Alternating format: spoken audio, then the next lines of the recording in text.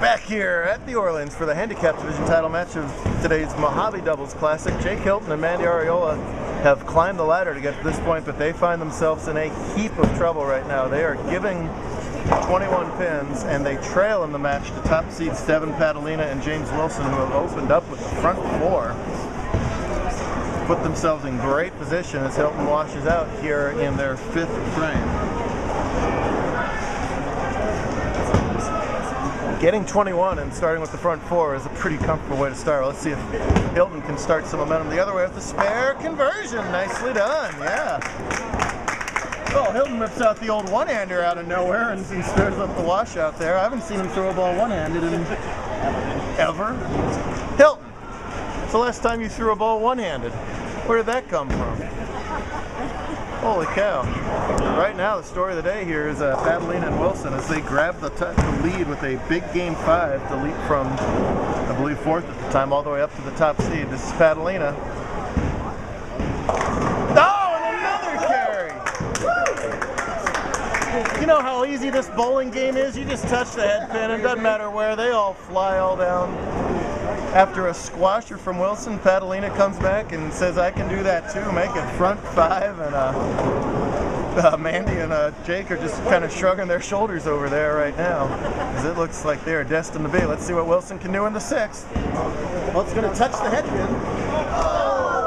Ah, where's the carry in this house? He touched the head pin and they didn't fall. I can't believe it. Solid 9 for Wilson. Something like that. So fantastic start for these guys.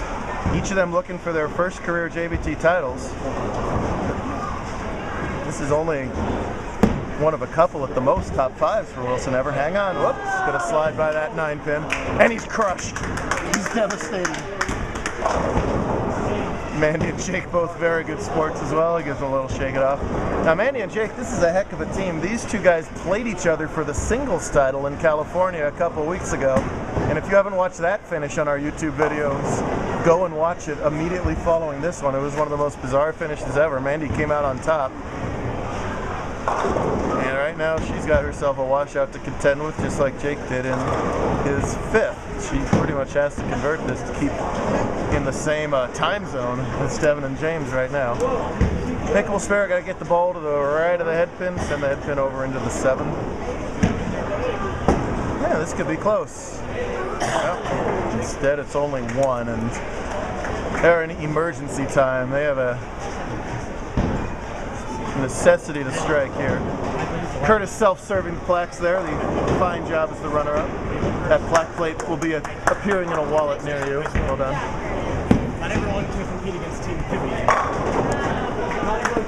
There's a nice shot from Hilton. Alright, so just what they ordered. They listened. These guys could catch fire and throw some strikes. They could go out the sheet for 197. However, Patalina and Wilson again getting 21. Already have 147 on the scoreboard, so make that 168. So they only need to fill less than 40 pins in the next 4 frames. So a mark or 2 will do it. Devin was admittedly nervous before this match. I know his family was too. He's going to touch the head pin, but this time doesn't get them to fall either. A wry smile on his face. It's all going well for it. Boy, everything just becomes a party when the carry goes like that. This can seem like the most frustrating, impossible game in the world when the carry doesn't go well. Right now they are cruising to their first titles. Already made the Tournament of Champions / almost champs by being the top seeds. Got themselves in the Mojave Invitational just by making the top 5. That are just a couple shots away from winning it all. He's going to convert to that 9. Yep. Very nice. Don't tell them they've got a massive lead. They are sweating out every single shot here. And when it's the younger guys like this, they're not the only ones sweating out every individual shot. I got Pop back here. Yeah, don't let that smile fool you. He's back here gyrating all over the place. We got the mom over here. That's Papa Arriola. It's everybody here.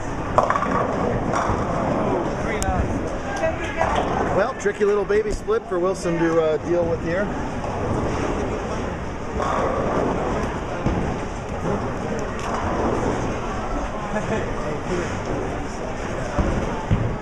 It's well documented that I despise the 310. I think it's ridiculously hard, just for me personally. Many spares are hard for me personally.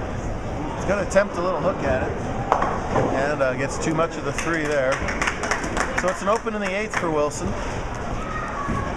But if Mandy doesn't strike here, there's basically nothing they can do about it. I don't want to tell them, but there's not a whole lot they can do about it anyway.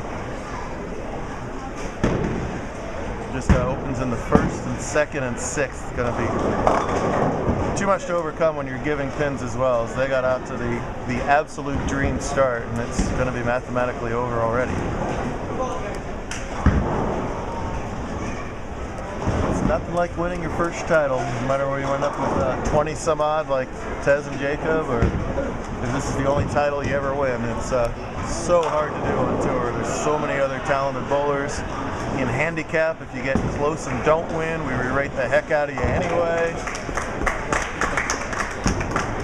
One missed spare, you get a red-hot kid that got a new bowling ball, and you can't beat them. Right, listen, that's a fact of handicap bowling, especially handicap youth bowling. There are all kinds of scenarios that result in good results that aren't wins, and it's going to be the winning combination. It's never fun to not win, but for Jake and Mandy, they've had a heck of a good run. Mandy's win, of course, a couple weeks ago. Jake is having a heck of a season. This is his 7th top 5 finish this season. Here we are only in December with the bulk of the schedule still to come, so he's going after some records here if he can continue this pace throughout the whole year. But again, all these good tournaments are going to up that average, but he's aware of that. He has no fear of that. He practices a lot. He is following the points closely, as he should. Doing a lot of good things. And boy, is it nice to have a victory lap here. Don't tell them, though, but that's what they've earned themselves here after that torrid front 5 beginning.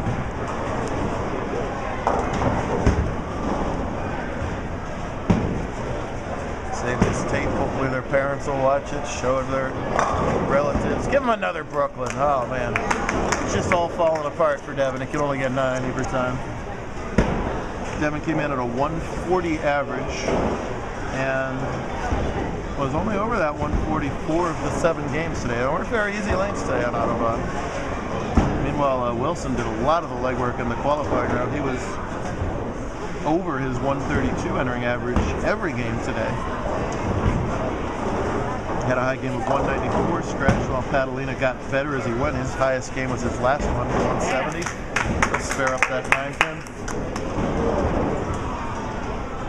Jake, you don't have to wait. Jake, you don't have to wait. You can go.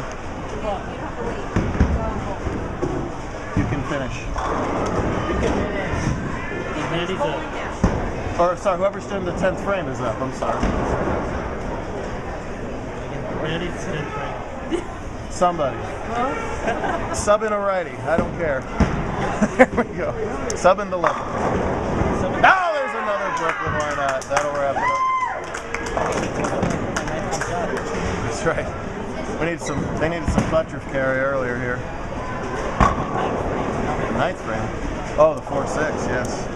You needed Ben Subek to come in and make that. Yes, we crowbarred Ben Subek in yet another video. You're welcome, Ben.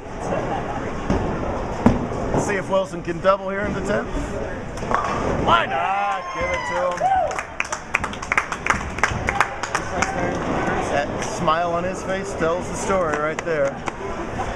And whatever he's doing now, too.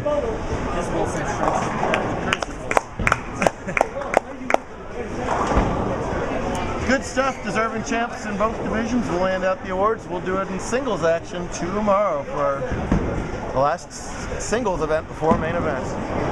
I fully expect that to carry. Nope. All right, not this time. Good stuff. That's a winning team.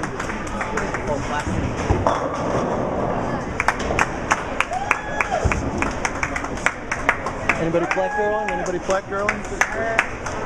Get out there with those, all the firsts and seconds. Yes!